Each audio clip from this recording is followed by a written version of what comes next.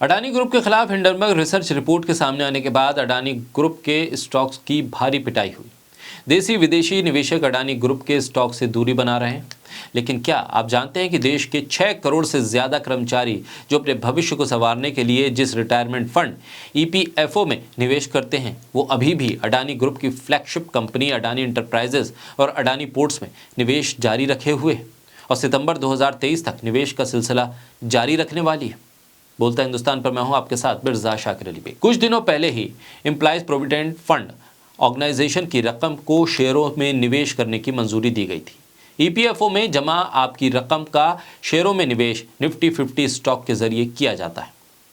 इसमें अडानी एंटरप्राइजेज और अडानी पोर्ट जैसी कंपनियां भी शामिल हैं। इस साल 24 जनवरी को हिंडनबर्ग रिसर्च की रिपोर्ट आने के बाद से ही अडानी एंटरप्राइजेस और अडानी पोर्ट्स के शेयरों में काफ़ी कमजोरी आ गई। मार्च 2022 तक ईपीएफओ ने एक्सचेंज ट्रेडेड फंड के जरिए 1.57 लाख करोड़ रुपए का निवेश किया और यह अनुमान के तहत 2022-23 पे 38,000 करोड़ रुपए और निवेश किए जाएंगे। सितंबर 2016 में ईपीएफओ ने कुल कॉप्स का 10% शेयर बाजार में निवेश करने का फैसला किया था। इसे 2017 में बढ़ाकर 15% कर दिया गया। हिंडनबर्ग रिसर्च की रिपोर्ट आने के बाद कई बड़े निवेशक अडानी ग्रुप के शेयरों में निवेश करने से परहेज करने लगे, लेकिन इसके बाद भी एम्प्लॉयज प्रोविडेंट फंड ऑर्गेनाइजेशन में डाले गए आपके पैसे का बड़ा हिस्सा अडानी की 2 कंपनियों में निवेश कर रही है और लगातार जारी रखने की बात भी कर रही है। गौतम अडानी ग्रुप की अडानी एंटरप्राइजेज और अडानी पोर्ट्स के नाम इस पे शामिल है। ईपीएफओ के बोर्ड के सदस्यों की एक बैठक होने वाली है।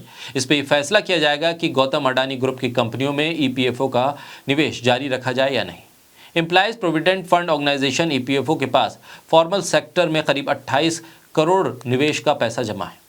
ईपीएफओ अपने फंड का निफ्टी 50 एक्सचेंज से जुटे ईटीएफ में निवेश करती है। हर महीने आपके वेतन से काटकर पीएफ अकाउंट में जमा करने वाली रकम का एक बड़ा हिस्सा आपकी जानकारी या मंजूरी के बिना अडानी एंटरप्राइजेस और अडानी पोर्ट्स जैसी कंपनियों में निवेश किया जा रहा है। ईपीएफओ सामाजिक सुरक्षा देने वाला एक संगठन है जिसके पास 13 लाख करोड़ से अधिक का फंड मौजूद है। निवेशकों को बेहतर रिटर्न्स देने की रणनीति के तहत ईपीएफओ निफ्टी 50 और सेंसेक्स सूचकांक में निवेश करता है।